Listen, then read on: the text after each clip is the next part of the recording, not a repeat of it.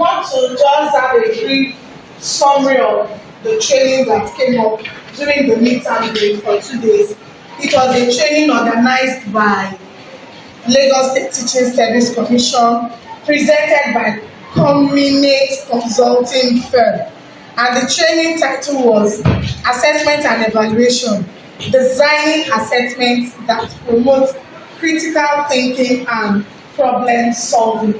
This training came up as a result of the last WAEC results by the Lagos State Governor Olusola Babajide Sanwo-Olu. It was discovered that a lot of our students failed WAEC. So that was why we had to do a research and came up with the training so that teachers would be able to have a very good assessment and evaluation, then design assessments that promote critical thinking. That is, when our students come across questions, how do they answer such questions? First of all, what do they first think of concerning the question before answering these questions?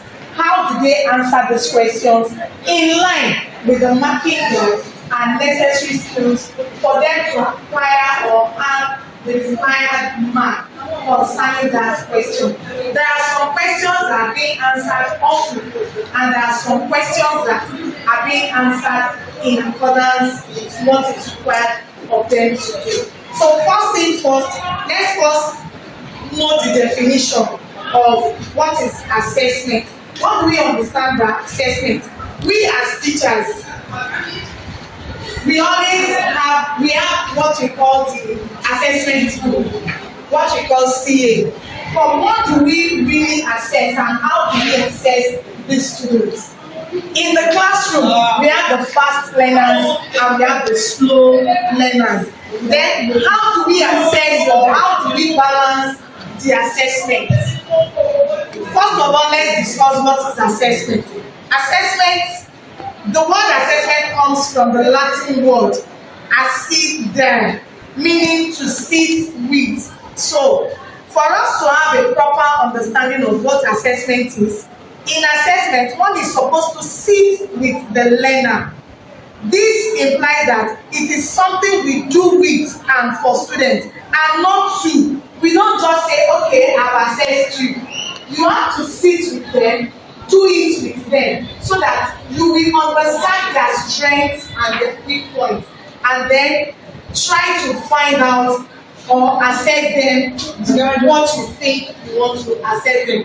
There are some students, immediately you teach them, you can quickly assess them, ask them some questions, they will answer. While some, even after teaching them, it is very, very difficult for them to answer questions. How do you now assess such students? There are different ways, like we were taught at the training. It is not just all about who. These students go through some phases in life. Like some students will come to school early in the morning. When you are teaching, some will be sleeping. We were told that you don't just start blaming such a child that láàárọ̀ kùtùkùtù ó ti ń sùn. You have to try to be calm with them, call them, what is wrong with you? Why are you sleeping early in the morning? What is that? Some of them have problems, that is, problems that they come with from their respective homes to school. We as teachers, we should learn how to assess, know what that child is going through before you can evaluate or give judgment on such a child. And on no occasion should a child be totally written off or say, this one is right off. He or she cannot know. That we as teachers, we should endeavor to listen to these children, that is, sit with them, do some things with them, and not just to instruct them to do things. We should be able to know their wants, their needs, in the aspects, in when they are teaching them, to know their problem in some aspects, so that we know how to address or how to impart knowledge in them. Then Purpose. What is the purpose of this assessment? One of the reasons for assessment is to gather information to assist in decision making. When you assess these students, they will know the decision to make. Like we have some of them, when we give them tests and we give them their test scripts back, they will know their weak points and their strengths. A child that has 10 in a test will want to do better so that he or she will not drop. Then a child that has maybe 1 or 2, we are told that you don't give a child 0. No knowledge is lost. The child being there is has score. The presence of that child must carry a score or must have a score. So you have to the assessment helps them in decision making. Then screening. You know those that are good, that is the fast learner and the slow learners, and you know how to balance the equation so that the fast learners will not just gain knowledge while the low learners will be behind. You have to know how to balance and make the class be accessible for the learners. Then monitoring, we carry out assessments to monitor the students' progress. Not like we just done our test, our midterm test. These are helped us to know the students we are to call, to improve in one subject or the other, and those that will still encourage and tell them that they should keep the good work or whatever they are doing, they should keep it up. Then assigning grades or ranks. Through assessment, we are able to assign grades or ranks to them. During the promotion exam, a child that passed will move to the next class. Is that not so? Then the one that fails doesn't mean that's the end. He or she will have to repeat that class so that the previous mistake done will not be carried over again. The last but not the least, determine one's instructional effectiveness. In some cases, we as teachers, we are told that some of us just enter the classroom. We just teach without impacting knowledge. We just go to the classroom, teach, without impacting knowledge. We should have ways of methods of impacting knowledge so that the objective, and that is why we are told to always write our objectives on the board, so that the objectives of that topic or of that being in the classroom will be met. We will not that through assessing those students in what they've learned. Now let's quickly move to evaluation.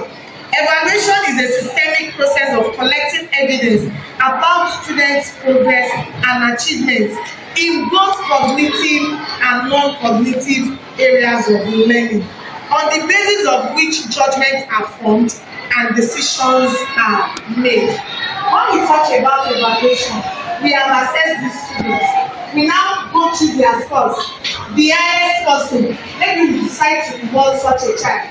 By doing such, a child that does not have any score or that is behind will be gingered or will be cheered to want to do better so that he or she can have can be gifted or can the motivation will be there. Then what are the purposes of evaluation? To facilitate learning.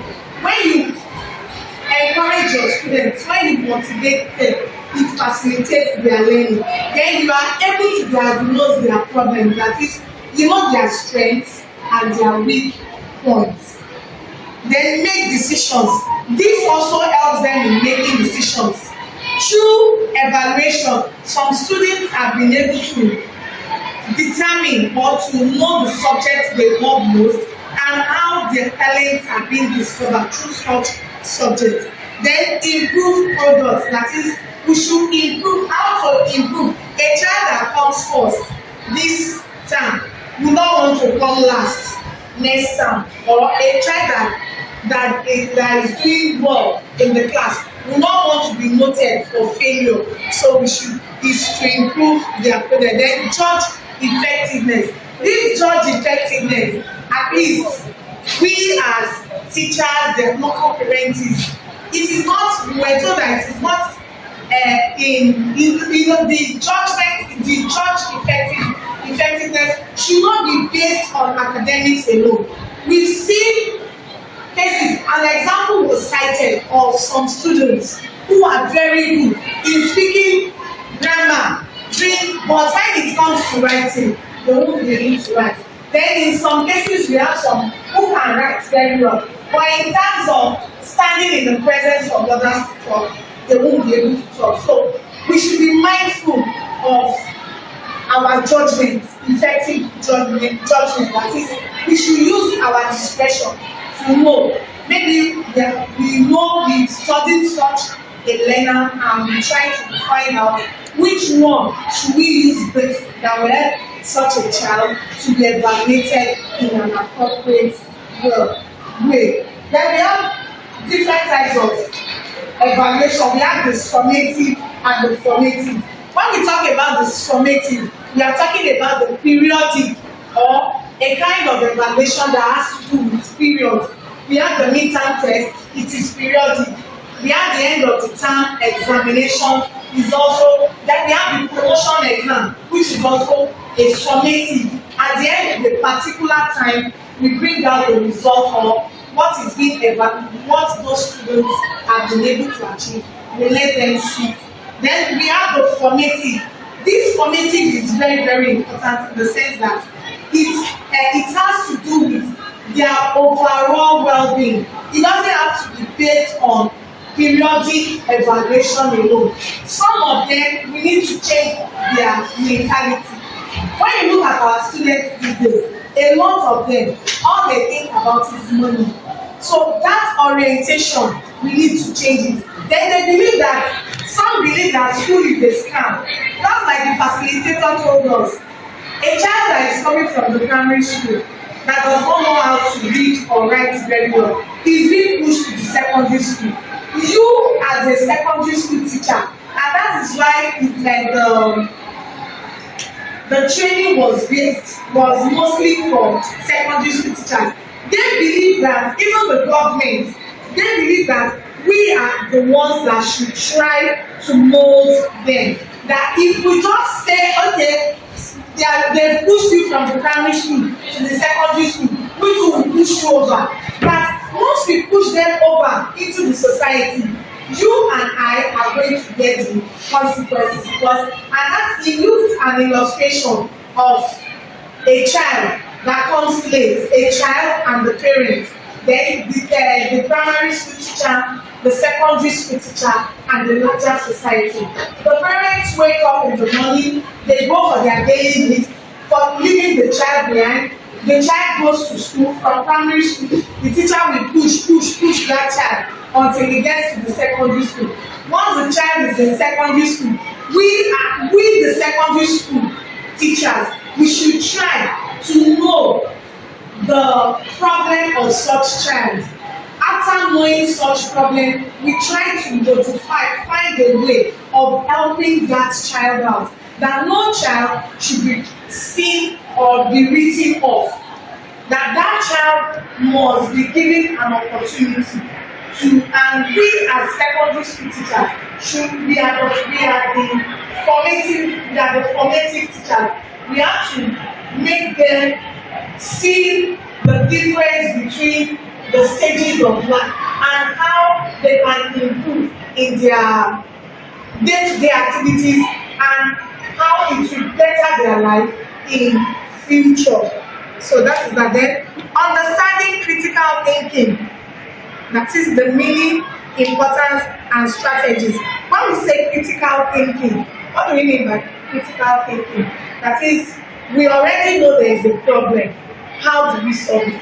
Just like it was shown to us at the seminar, we were asked that, okay, a child comes late, you are told not to use scale. How do you solve the problem of late coming? Or a child comes late and you cannot drive such students back home.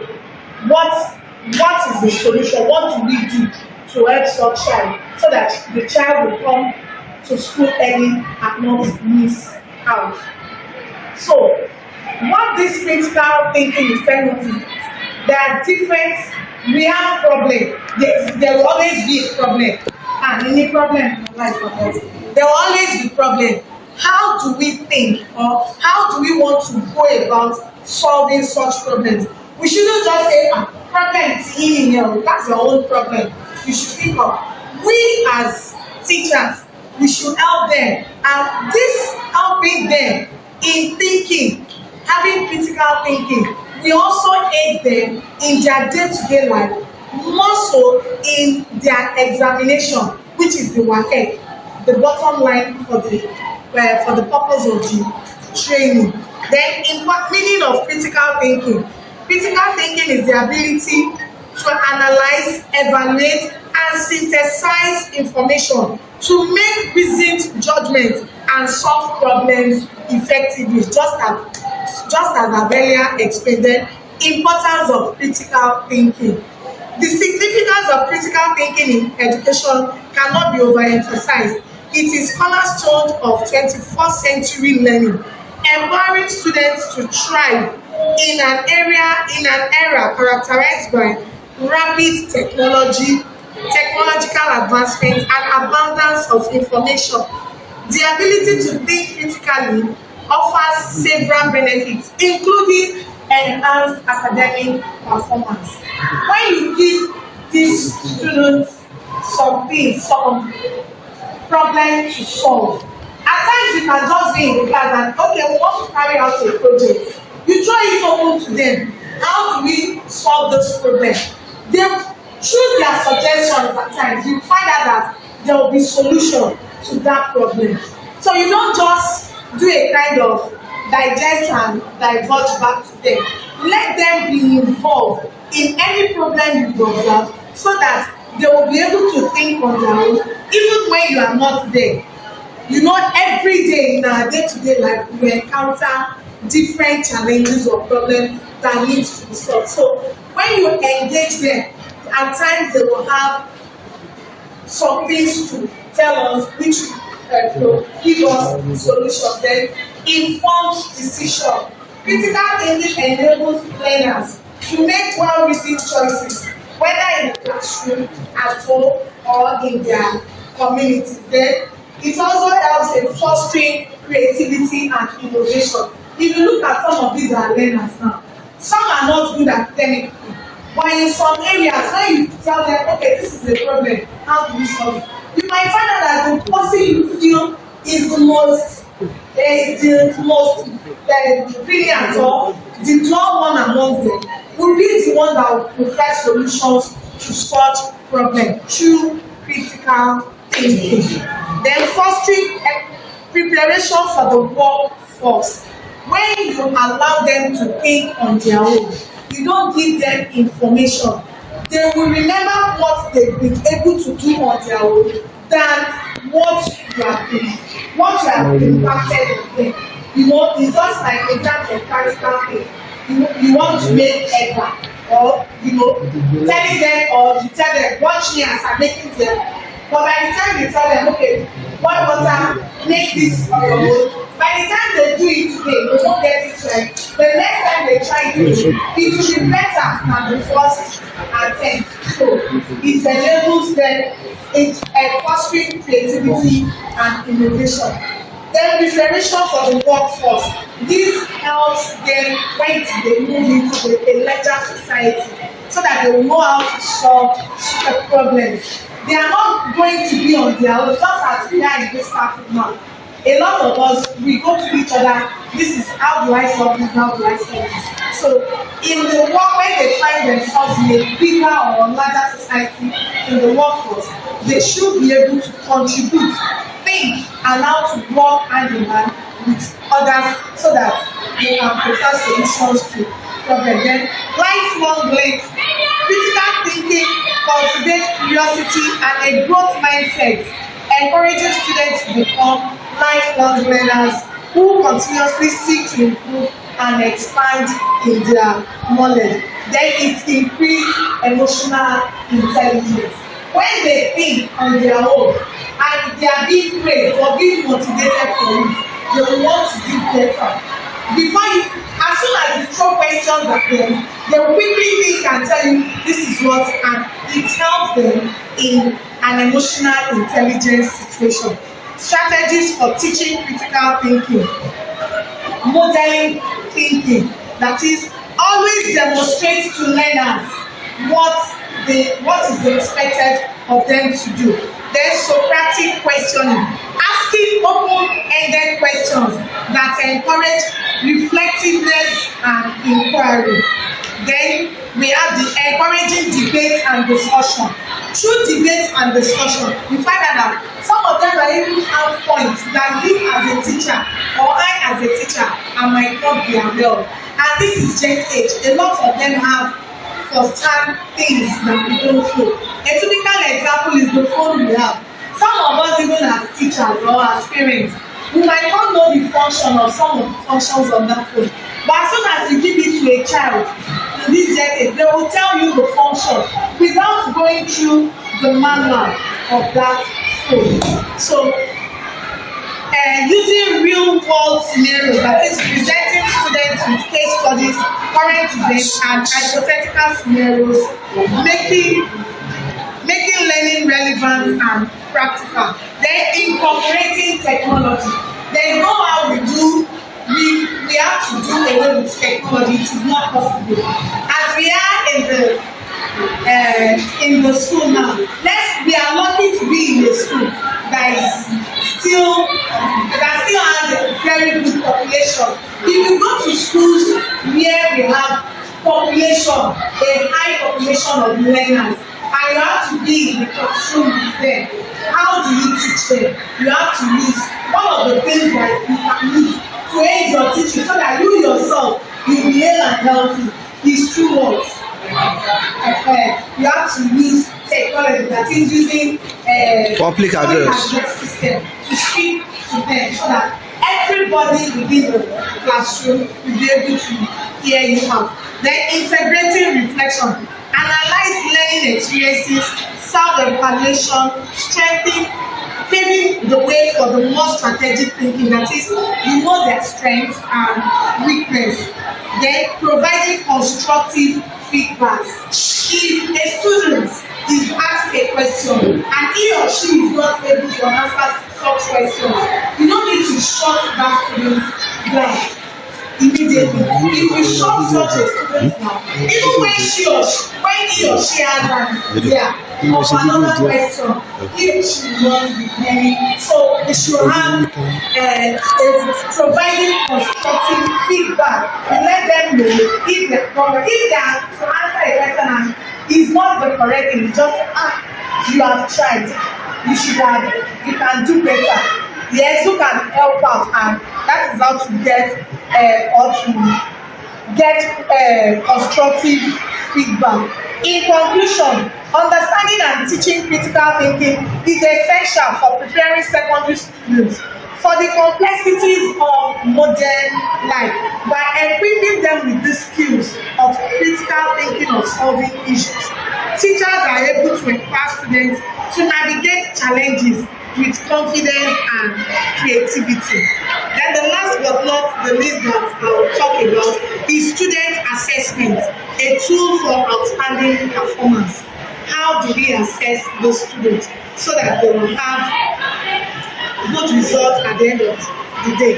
Assessment in the 21st century is fun and organized way of collecting and analyzing information to see how students are learning, fine-tuning teaching strategies, and share helpful feedback to boost their growth. Importance of student assessment. Assessment informs instructions. It helps to tailor lessons according to the individual needs of each student.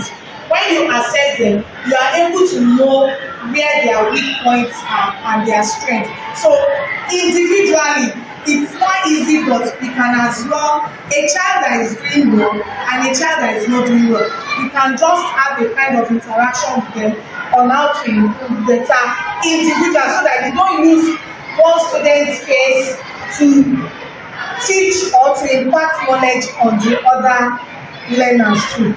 tracks progress and growth. It shows students their learning journey, that is giving them their results, pushing the just like the the continuous assessment test results are giving them their script back. It will help them to know, though the serious ones among them, they will know where they should work better and how to improve themselves. Then it promotes self-reflection. This by encouraging students to take ownership of learning. That is, they know what they want to learn and how they want to improve on it. Then informs decision making. This will help them plan or achieve goals that is set by them on what to do in life. Types of assessment: we have the formative assessment, summative assessment, and the diagnostic assessment. The formative assessment is to monitor learning during instruction. That is, when you give them instructions, draw this, how you monitor them. This is the formative assessment. Then summative measures learning at the end of the learning period, just like the summative evaluation. So at the end of the period or at the end of the specific time, you submit, you know what they've done, if they are able to do well or not. Then the diagnostic, this identifies prior knowledge and skills before instructions. It helps identifying potential learning needs before starting a new course. Then 3 things you experience. Note on measuring students' learning with validity and reliability. Assessment and evaluation are essential components of teaching learning process. They enable teachers to measure students' learning outcomes, identify areas of improvement, and inform instructions. Effective assessment and evaluation ensure that teaching and learning are aligned with educational objectives. By understanding the different types of assessment, validity, reliability, and characteristics of effective assessment, teachers can design and implement assessment that promote students' learning and achievement. Importance of assessment and evaluation. One of the reasons why we assess or evaluate the students is to measure students' learning, that is, assess students' understanding and knowledge retention. Have they been able to learn what we have taught them? Have we been able as a teacher to also impart knowledge on the students? Then guide instruction. It informs teachers on instructional effectiveness and areas for improvement. Even we as teachers, we learn from one teaching to the other. The way you taught in this class, you might be different from the way you teach in another class. And as time goes on, we try to improve on our teaching abilities. Then enhancing students' performance, that is, identify strengths and weaknesses, enabling targeted support. It is also, we should also note that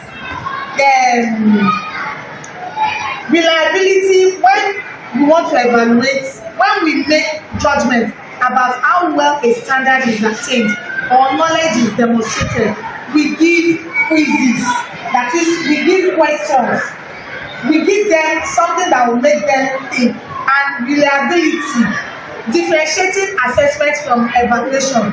Reliability means consistency, that is, for a test to be valid, it has to be reliable. And validity talks about accuracy. We are not just teaching, but to solve life skills and problems.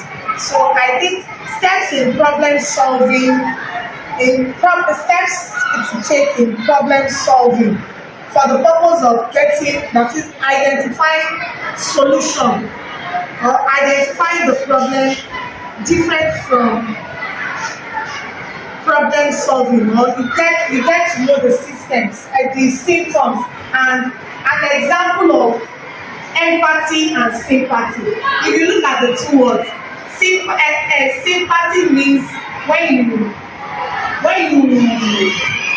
feel the pain, when you feel sorry or feel the pain of someone.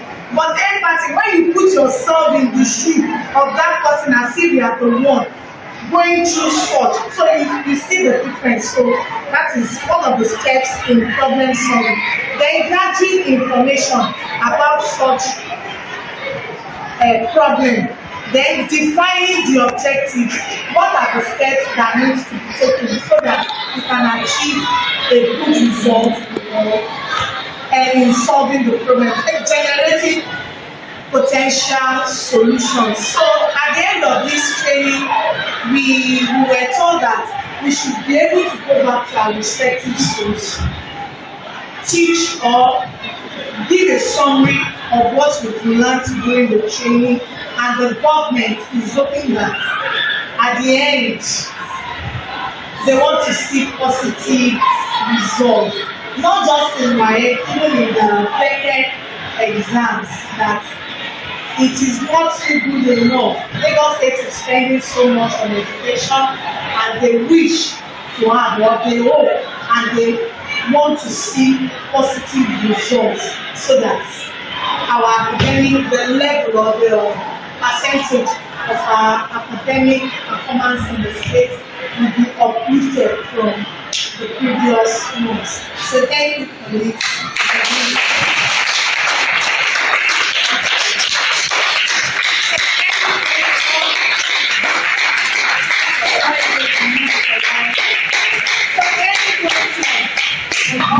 Additional